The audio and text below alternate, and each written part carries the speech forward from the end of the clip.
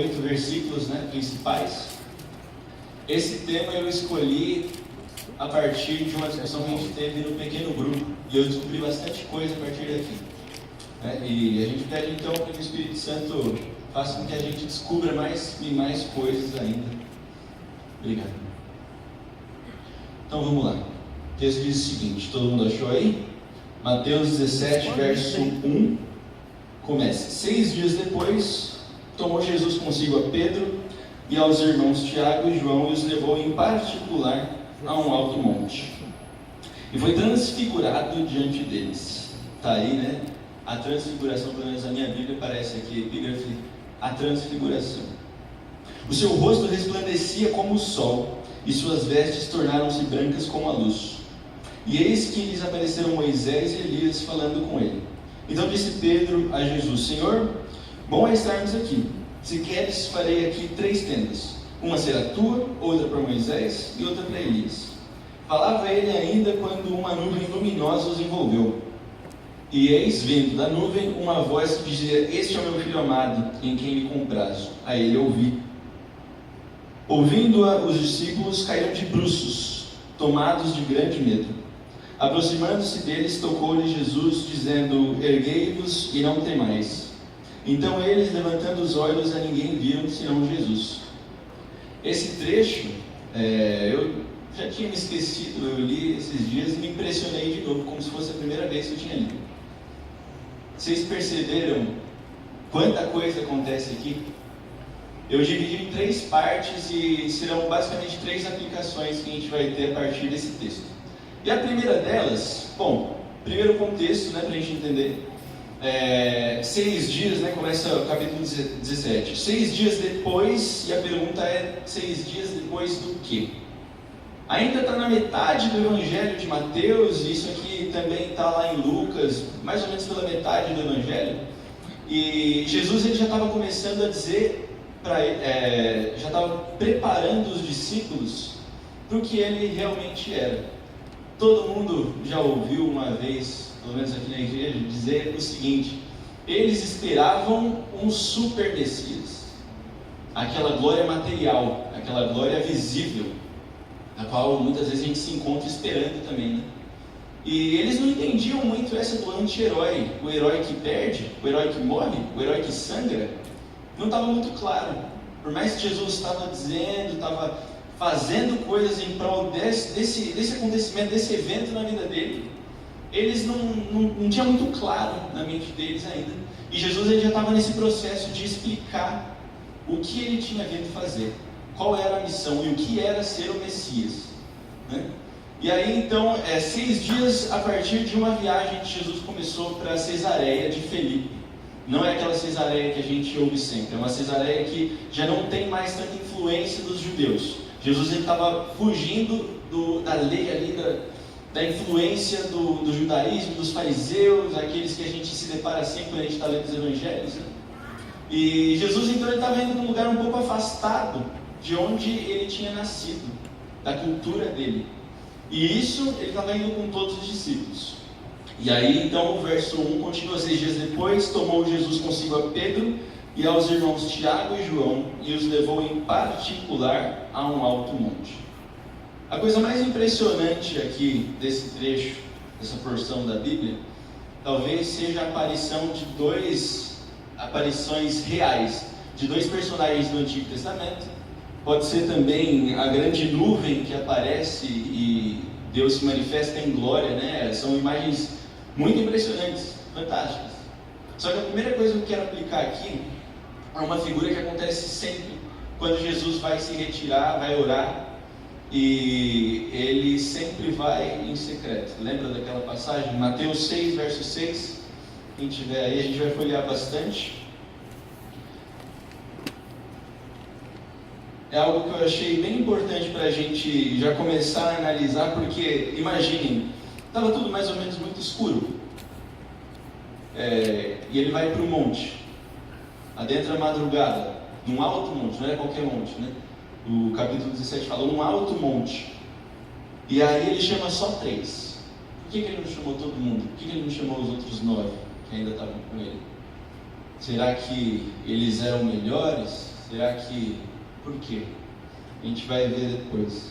E o verso 6 do capítulo 6 diz o seguinte: Tu, porém, quando orares, entra no teu quarto e, fechada a porta, orarás a teu pai, que está em secreto. E teu pai, que vem em secreto, te recompensará. O próprio Deus, o próprio Jesus, que aqui no que a gente está lendo é transfigurado e aparece naquela figura de olhos de fogo e vestes brancas como a luz, ele orava, ele se retirava para orar. A gente vê então a necessidade no cristianismo, a religião da sinceridade de coração. A gente, muitas vezes eu, falando por mim mesmo e pelo meu grupo de jovens lá em casa, que se reúne em um pequeno grupo, por exemplo, a gente sempre comenta da dificuldade que a gente tem de ter essa sinceridade de coração, em detrimento do culto público. Aqui no culto público todo mundo se ajoelha, a gente canta, a gente ora, mas muita coisa tem que acontecer em secreto. E parece que acontecia na vida de Jesus. Parece que Jesus convidava os discípulos para coisas impressionantes no alto do monte, num lugar secreto onde ninguém estava vendo nada. Talvez seja essa a primeira lição para mim. E aí vamos voltar lá para o capítulo 17. Nosso texto base aqui é o capítulo 17, versos 1 ao 8, certo? Porém a gente vai ler agora o verso 9 e acrescenta uma coisa mais interessante ainda em relação a Pedro, Tiago e João. Eram os três que estavam com Jesus ali. E aí Jesus, depois que acontece tudo isso, vocês leram, lembram bem, Jesus tinha aparecido em glória literalmente para aqueles homens naquele momento. Outra pergunta que pode aparecer: será que se eles não estivessem preparados, Jesus tinha se mostrado em maravilha e majestade para aqueles homens? Será que se eles não estivessem com aquela sinceridade do coração, com aquela oração, do quarto em secreto com seu pai, como seria?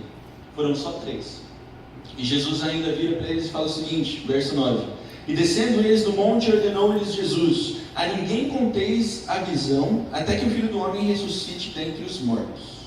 A gente vai guardar essa passagem aqui, e por hora eu quero guardá-la como o seguinte: eles eram de alguma forma especiais. Eles tinham alguma coisa que os outros não tinham. Eles viram a majestade de Deus, de Miguel, de Emanuel. Tudo aquilo que foi prometido no Antigo Testamento se concretiza na frente deles. Tudo aquilo que acontece ainda faz com que eles caiam de bruços e assim, fiquem meio atormentados, imagino eu. E Jesus lhes fala: olha, é maravilhoso o que vocês viram, só que vocês só vão contar isso daqui que vocês viram agora, depois que eu ressuscitar. Eles ainda, se a gente continua lendo os evangelhos, eles ficaram tristes depois que Jesus morreu, né? Isso aqui é interessante, eles tinham visto Jesus em glória, como ele apareceria depois de ressuscitar. E mesmo assim eles ficam tristes. Você já se deparou com um momento assim na sua vida, em que você lia a Bíblia e você fala: ah, que legal, a fé de Abraão, a paciência de Jacó. E aí, quando você lê, eu vou ser assim também. Aí Jesus morre para eles lá, e eles: poxa, aquele que eu vi em glória morreu. Mesmo assim, eles ainda tiveram pensamentos bem complexos em relação à missão de Jesus. Mesmo Jesus explicando literalmente em glória na frente deles. A segunda coisa, então, uma das coisas que mais me impressionou é a aparição de Moisés e Elias. E aí, como a gente, a geração do Netflix aí e tal, várias séries, a gente fala de crossover, né? Que é quando um personagem aparece na série do outro ali e tal. E aí, quando você está lendo a Bíblia, parece que você... Peraí, o personagem do Antigo Testamento, lá, 1 Reis, Êxodo, aqui com Jesus, no monte com os discípulos, o que tinha acontecido com eles? Se você leu, você vai lembrar que Moisés, ele representa aqui então as leis. Vamos começar cronologicamente, mais um pouco anterior. Moisés, ele representa a lei de Deus. Moisés, ele representa a lei e os estatutos e a excelência da palavra de Deus. Como aconteceu o fim da história, como que passa a história de Moisés para outra? Bom, ele leva o povo né, durante um bom tempo ali, 40 anos no deserto. Aí ele está lá no monte e Deus vira para ele, chega para ele e fala: tá vendo aquela terra ali que você lutou, que você chorou, que você se irritou com o povo? Você não vai entrar nela. E aí ele adormece, ele morre. E aí, mesmo aqui na crença dos judeus, ele tinha ressuscitado. E aqui a gente vê, de fato, ele ressuscitou. Então um deles passou pela morte, certo? Um deles passou pela morte, passou pela angústia. E o outro, Elias. 1 Reis 19. Na verdade, 1 Reis 18, a gente vê um profeta que contra todo o estado e contra todo mundo, ele faz fogo do céu cair. E ele converte toda uma geração da apostasia. Ele representa aqui os profetas. Vocês lembrem que a gente tem sempre essa expressão, né? O que dizia a lei e os profetas, ou a lei de Moisés. Então estão aqui representados nessa espécie de crossover, a lei e os profetas. O que significa também que, um adendo, né? Jesus ele não veio para negar a lei e nem o que os profetas tinham dito. Aqui representados por Moisés, a lei, por Elias, os profetas, certo? E aí então, eu queria, quando a gente caiu nesse assunto lá no pequeno grupo, a gente ficou pensando um pouco, né? Os três, eles jejuaram por 40 dias. Os três passaram por rejeição. Os três, Moisés, Elias e agora Jesus, os três operaram milagres. Os três são a representação da linguagem de Deus, eu diria, no sotaque do humano. A Bíblia é a palavra de Deus no sotaque do ser humano. Vamos ver então a história desses três personagens. A primeira, Moisés, Êxodo, capítulo 24.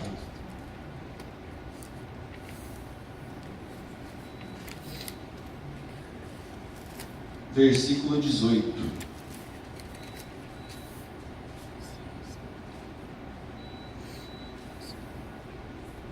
Todo mundo achou? Abra aí sua Bíblia. Versículo 18, capítulo 24 de Êxodo, diz o seguinte: e Moisés, entrando pelo meio da nuvem, subiu o monte. E lá permaneceu 40 dias e 40 noites. Ele chegou, e aqui eu já começo essa reflexão sobre o sofrimento, sobre o clímax da vida.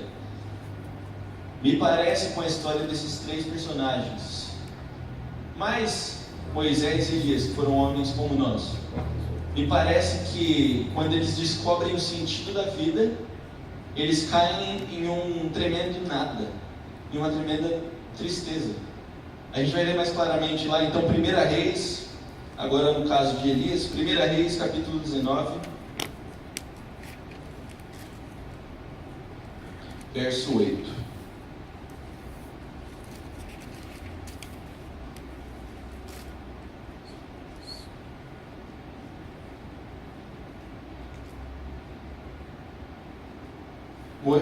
Elias, como eu tinha dito, então, quando eles conseguem entender um pouco melhor o sentido da vida, olham para tudo que eles tinham feito. Elias, por exemplo, ele era o único, 50 profetas de um lado escondidos, 50 profetas do outro lado escondidos, com medo da morte. E ele fugindo. Ele vira para Deus em uns versos anteriores ao que a gente vai ler e diz o seguinte: Pai, me tira a vida porque eu não sou melhor dos que me antecederam. Eu não sou melhor do que os meus pais. Eu não quero mais viver. Eu não sei o que eu estou fazendo aqui. Uma leitura do nosso século 21, o século da depressão, né? Ansiedade. A gente olha para Elias e fala: bom, esse cara, ele já tinha visto a maravilha de Deus, ele já tinha convertido milhares de pessoas, praticamente inconvertíveis. E aí ele vira para Deus e fala: Deus, eu não aguento mais. E depois desse sofrimento, Deus fala: não, sua missão não acabou. E o que acontece com ele? Então, verso 8, capítulo 19, diz o seguinte: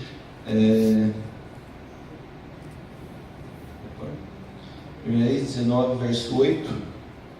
Levantou-se, pois, comeu e bebeu, e com a força daquela comida caminhou 40 dias e 40 noites até Horebe, o monte de Deus. Aqui então é representada, aqui é um tipo, voltando aqui para Mateus capítulo 17, a gente pode ver um tipo, uma representação do grande evento final. Jesus, um pouquinho antes, capítulo 16 de Mateus, ele diz o seguinte, que alguns herdarão o reino dos céus sem ter passado pela morte, e outros passarão pela morte. Aqui Moisés passou pela morte, Elias não passou pela morte. Qual é o final da história de Elias aqui na terra? Ele sobe no grande tornado de fogo, né, sem conhecer a morte. Só que antes disso ele passou pela cruz. Antes disso Moisés passou pela cruz.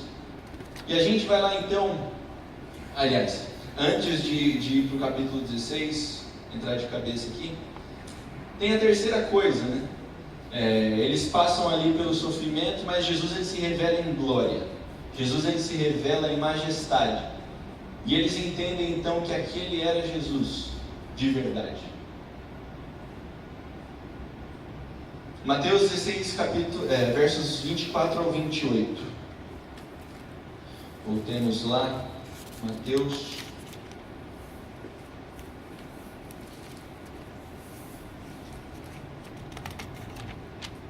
24 ao 28. Isso daqui é um pouco antes da noite da transfiguração. Transfiguração é quando Jesus, então, se revela em glória para os discípulos, encontra Moisés e Elias, e ele fala aquela famosa, tem aquela famosa conversa com Pedro, onde ele consagra Pedro como grande líder, o que ligares nos céus, na terra será ligado nos céus, o que você desligar na terra vai ser desligado no céu. E aí eles têm ali um pequeno embate, e Pedro ele tenta dissuadir Jesus de que ele deveria morrer, de que ele deveria cumprir a missão. E aí então Jesus ele repreende, ele fala: se afaste, Satanás. Depois, logo de ter consagrado Pedro, ele fala: se afaste, Satanás, eu preciso cumprir essa missão.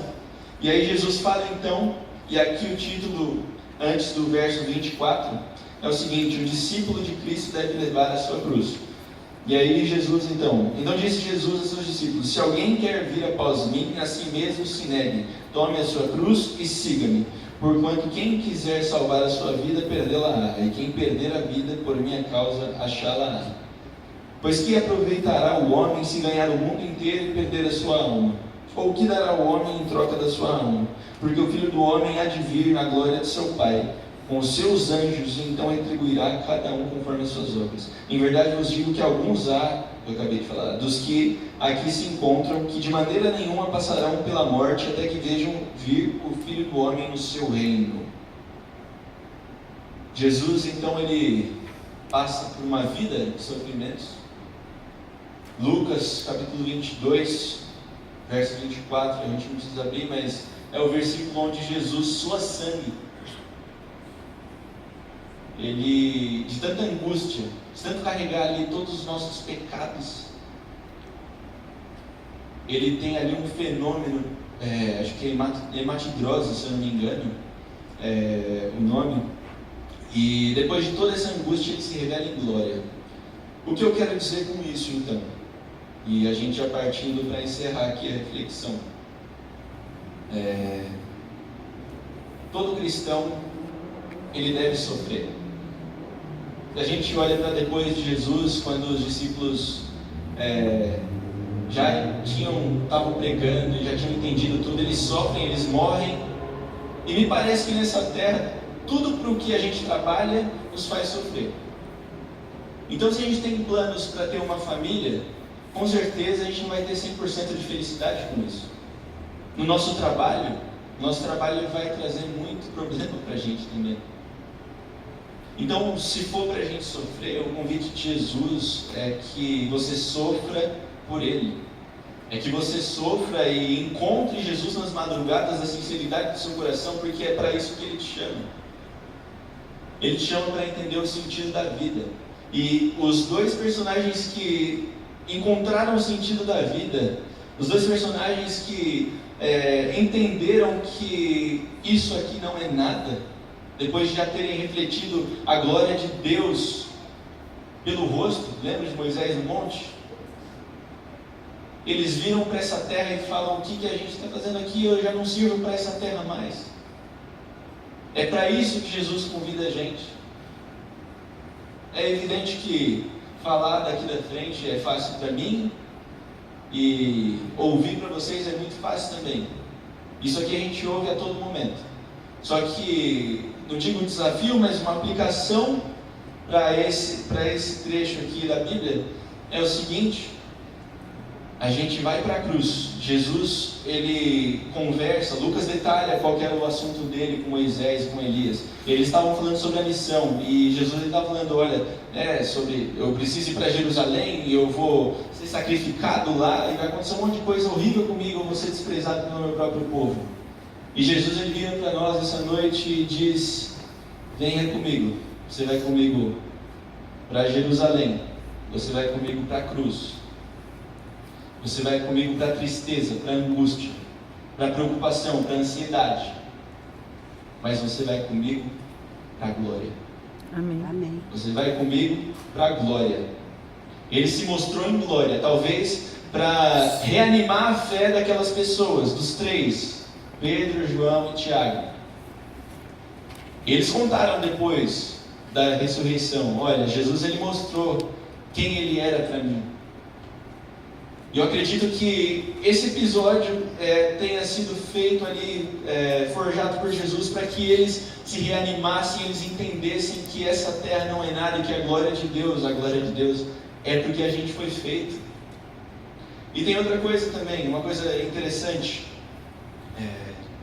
e vai nessa linha de raciocínio também.